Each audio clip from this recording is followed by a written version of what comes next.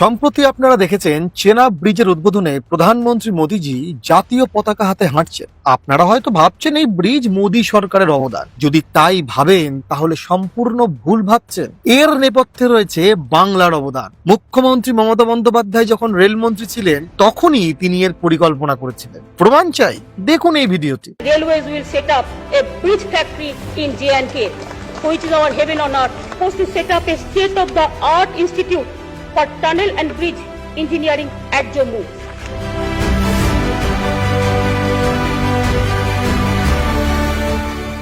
Operation সিঁদুর হোক কিংবা চেনাব ব্রিজ, প্রধানমন্ত্রী মোদীজি একটাও সুযোগ হাতছাড়া করেন না ক্রেডিট নেওয়ার। কিন্তু ভারতের মানুষের জানা দরকার দেশের প্রতিটি কাজে রয়েছে কিছু মানুষের অবদান, যা এই প্রচার সর্বস্ব পার্টি করতে চায় না। তা সেই অপারেশন সিঁদুরের সেনার অবদান হোক কি মমতা বন্দ্যোপাধ্যায় চেনাব প্ল্যান। জয় হিন্দ।